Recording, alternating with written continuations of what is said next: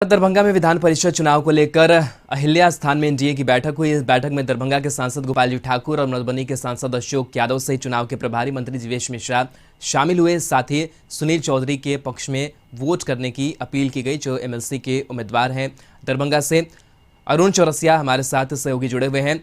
अरुण, लगातार दरभंगा में एमएलसी चुनाव को लेकर के बीजेपी की जो रणनीति है वो तैयार की जा रही है, हलचलें काफी बढ़ी हुई है। जो बैठक हुई है उस बैठक में क्या कुछ रणनीति बनाई गई है और किस तरीके से इस पूरे सियासी हलचल को देख रहे हैं?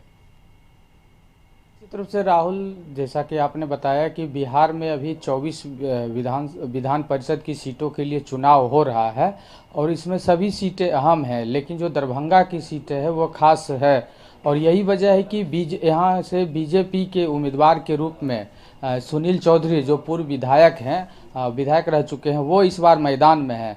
और न सिर्फ बीजेपी बल्कि एनडीए गठबंधन के जो भी नेता हैं, स्थानीय नेता और कार्यकर्ता के साथ ही जो सांसद, विधायक और उस इलाके के जो मंत्री हैं वो लगातार कैंप कर रहे हैं। और हर स्थिति में बीजेपी और एनडीए गठबंधन चाहती है कि जो दरभंगा की सीट है वो एनडीए गठबंधन की झोली में आवे। यही वजह है कि नामांकन से पहले ही, जब से घोषणा हुई है विधान परिषद सीटों के उम्मीदवार की, उससे पहले से ही यहाँ कैंप कर रहे हैं। यहाँ संबंधित विभाग है या पार्टी के कार्यकर्ता हैं, विधायक हैं या अन्य जो पदाधिकारी हैं। और अभी कल महत्वपूर्ण बैठक हुई है।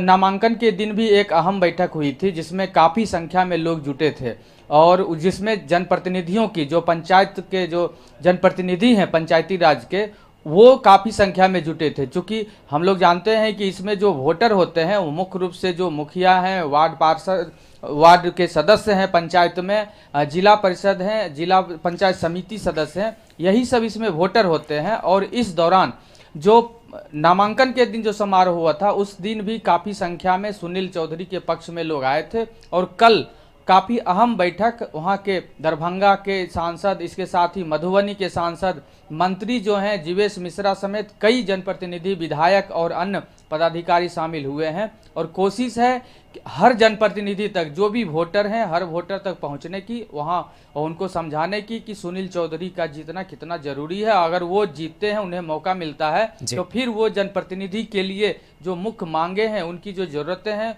उसको लेकर विधान परिषद में किस तरह के मुद्दे रखेंगे। तो काफ़ी प्रयास कर रही है बीजेपी के साथ ही पूरा एनडीए एकजुट होकर प्रयास कर रहा है ताकि उसे इस सीट में किसी तरह की परेशानी ना हो जीतने में। मैं अपने बारे में बहुत कुछ नहीं बोलना चाहता हूं। वैसे मेरा एक छोटा सा राजनीतिक कार्यकाल रहा है 2015 से 2020 में, और बेनीपुर विधानसभा को मुझे प्रतिनिधित्व करने का मौका मिला। और वो हम 5 साल का जो है अपना राजनीतिक सफर तय किए और नए थे।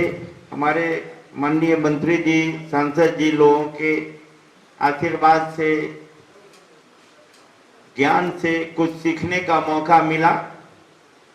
हमने कोशिश की है कि जनता की सेवा पूरी निष्ठा और ईमानदारी से करने का, और उसमें कितना हम सफल हो पाए वो जब आप लोग पुनः आशीर्वाद आप देंगे, उसी से हमको आकलन लगेगा कि मेरी जो सेवा है उससे जनता जो खुश होके मुझे दिया